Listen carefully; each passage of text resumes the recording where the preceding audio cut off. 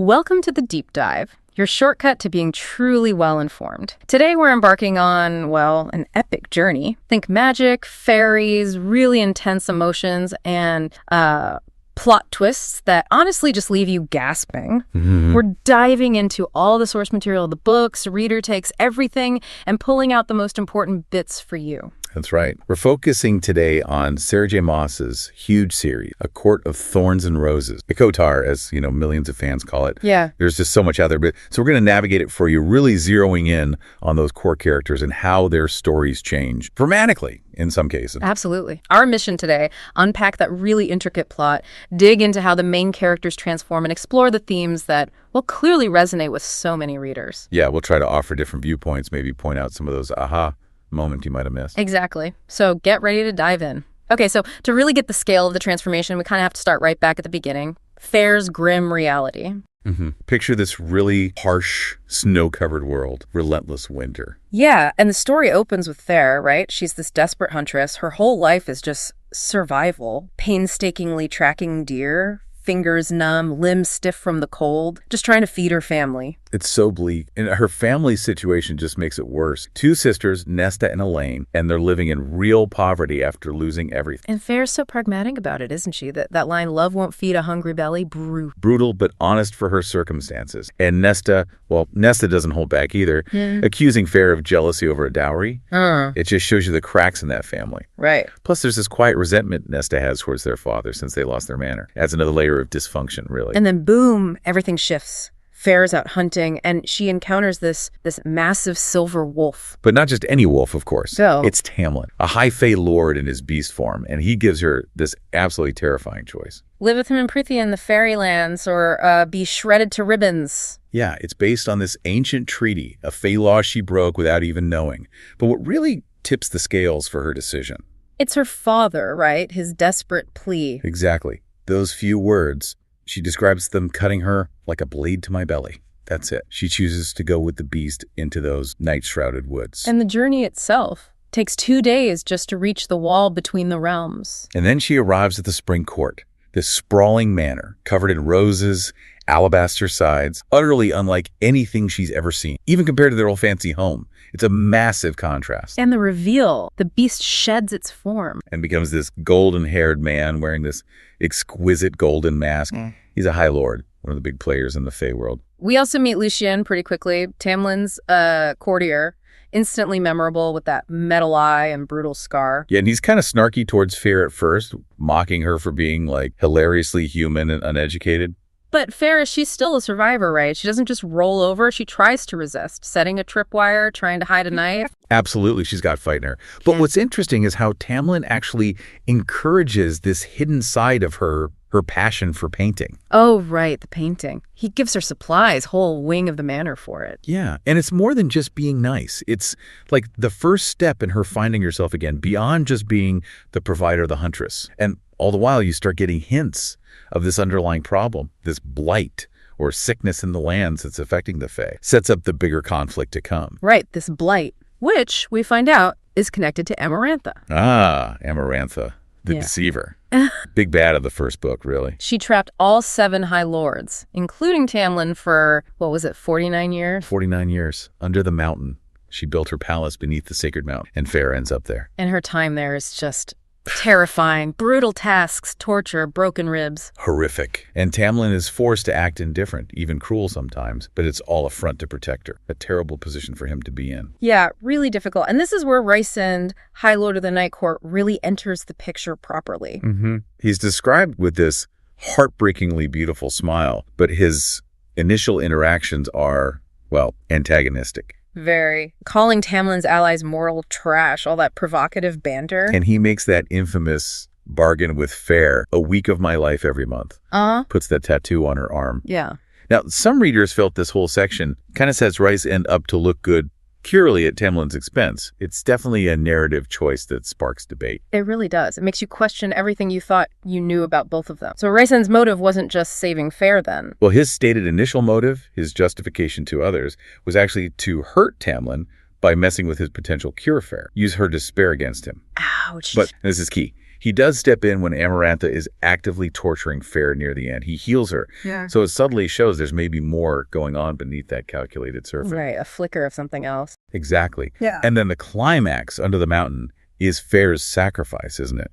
Her willingness to kill those fairies, solve the riddle, endure horrific pain, all to save everyone. That act completely breaks her, but also remakes her. Fundamentally, the trauma is immense, but it forges her into something else entirely. And the aftermath is just as messy. She gets sent back to the mortal realm. Briefly, and finds her family suddenly rich, like inexplicably wealthy. Yeah, thanks to some mysterious stranger who helped their father's investment, which we later find out was Rhysand, using his glamour magic. He even found their father's lost ships. Creates this little mystery for the reader, sowing seeds. But for Feyre, coming back isn't easy. She's dealing with intense trauma from under the mountain. Deep trauma. And this is where Tamlin's actions become really controversial in the fandom later on. Right. He tries to protect her, basically locks her away in the manor, tells her, remember what I told you, brushes her mouth, seals her inside that gilded carriage. He thinks he's shielding her from the lingering effects of the curse and the darkness that still haunts the Spring Court. But his methods are, well, suffocate, control. Yeah, it feels that way reading it back. It absolutely does. Right. And even though his intent might have been self-sacrificing at that specific moment, protect her, even if it damages him in his court, itches her away. It really lays the groundwork for him becoming perceived as a villain later. Tragic, really. It is. Meanwhile, Rhysand starts showing more of his true self. He gives her that stark warning when she chooses to go with him to Velaris. There is no going back, he tells her, and warns that people will die if the existence of his hidden city is revealed. The stakes just get higher and higher. So, leaving the shadows of the Spring Court, Feyre arrives in Velaris, this hidden city of Starlight. And this is where her journey of healing and self-discovery really kicks into high gear. Absolutely. Velaris itself is a sanctuary, but it's Rhysand's influence that's key here. He actively encourages her to reclaim her power, to unleash her strength. Yeah, he tells her she can burn and become darkness and grow claws. It's about embracing all parts of herself, even the parts forged in trauma. A huge shift. It is. And, okay, yes, the relationship between Feyre and Rhysand gets famously intense. You could say that. There's a lot of reader discussion about the smut and the dirty talk. Right, even telepathically. But beyond the spice, that intimacy explores themes of consent, vulnerability, healing together as part of how their mating bond, that unbreakable chain, develops. And it culminates in her becoming High Lady of the Night Court, taking on this immense responsibility, making sacrifices for her new people. It's a massive contrast to what's happening back in the Spring Court. Tamlin's just broken, brooding, isolated, having these violent outbursts, as apparently even toward Lucien. His court's a mess, mirroring him. But peace is short-lived, right? The King of Hybern becomes this massive looming threat. Yeah, the big bad of the next arc. This forces the High Lords, who often hate each other, to try and form alliance, which is complicated. Very. And it leads to Feyre undertaking this incredibly dangerous spy mission back to the Spring Court. Which must have been incredibly difficult for her. And she finds Tamlin, as she puts it, pretty much insufferable. It's painful seeing how far things have deteriorated. Yeah. And the alliances themselves are so fraught. You've got characters like Ianthe making these unsavory deals with Hybern just to survive. Shows the moral compromises of war, definitely. And then there's Eris from the Autumn Court playing his own games, manipulatively holding back info that Rhysand might actually be the key to stopping Hybern, all for a political game. So much intrigue, and the war itself leads to this absolutely devastating moment, Rhysand's death. Oh, gut-wrenching. The description of his eyes closing as Feyre just screamed, but then his rebirth, thanks to the other High Lords. An incredible sequence. The emotional toll on Feyre, on the whole inner circle, is immense. It really cements their bonds through that shared loss and then, relief. Absolutely. It reshapes everything again. Okay, so that brings us to Nesta's story, which is really the focus of the next big chunk of the series, particularly A Court of Silver Flames. Yes, ACOSF. And what's really interesting here, the author, Sarah J. Maas, has said she poured a lot of herself into Nesta, her own struggles. You can feel that, can't you? That raw authenticity. It's probably why Nesta's journey connects so strongly with so many readers, even though she's such a difficult character initially. Oh, absolutely. Her trauma runs incredibly deep. It comes out as this intense self-hatred,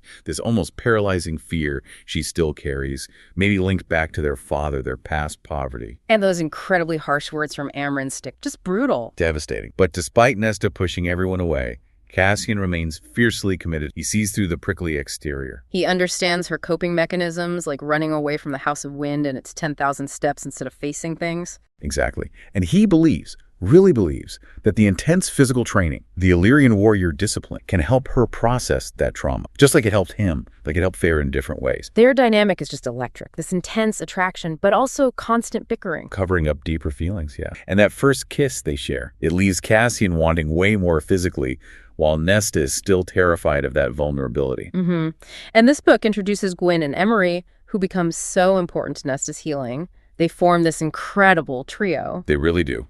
And they each carry their own significant trauma. Gwyn survived rape during the war with Hybern, lost her twin sister, just unimaginable pain. And Emery, as an Illyrian woman whose wings were brutally clipped. Her story highlights the awful patriarchal constraints in their society.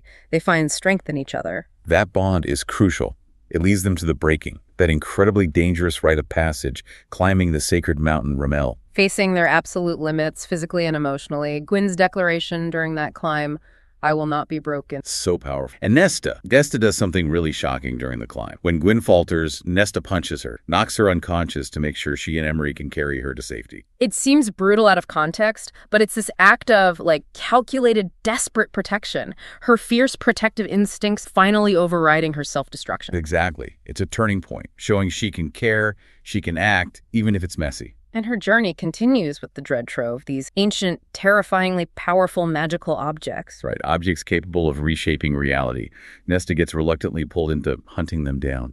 Mostly to protect Elain, right, to stop her sister from having to use her dangerous seer abilities, another sign of that loyalty buried. And then we have the birth of Nyx, Feyre and Rhysand's son, a really perilous birth. And Nesta plays this completely unexpected vital role in saving him, reviving him. There are hints that she still holds some kernel of power, maybe from the mother herself. It's a stunning moment. It really marks this major internal shift for Nesta. She starts wanting a future, specifically with Cassian. She even uses the power of the cauldron, or what remains in her, to change her body, making it possible for her to potentially have Illyrian children with him one day. A huge step towards hope. And Cassian's gift to her near the end, a proper custom-made blade sheath for her warrior training, it's so symbolic. It's him acknowledging her strength, her path, their future. It's a beautiful moment of acceptance after such a hard road. Yeah. Laying it all out like this. It's just incredible how the series evolves. It starts feeling like, okay, this is a Beauty and the Beast retelling, maybe. Right, that's the initial hook. But then it just explodes into this massive epic war, politics, magic systems, deep character arcs. Sprawling. Feyre's journey from just a mortal girl trying to survive to High Lady, Rhysand's layers of nobility under that dark exterior, and Nessa's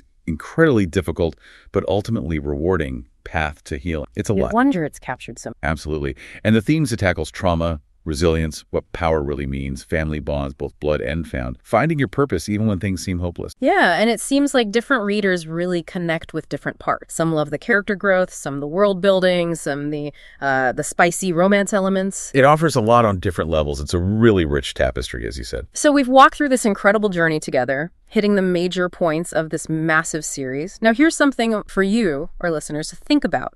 Given the huge personal sacrifice, the really complex, sometimes morally gray compromises made by characters like Feyre, Rhysand, and Nesta, what do you think is the true cost of power, and maybe the true cost of love, in a world like Prythian that seems perpetually on the brink of war? Something to mull over.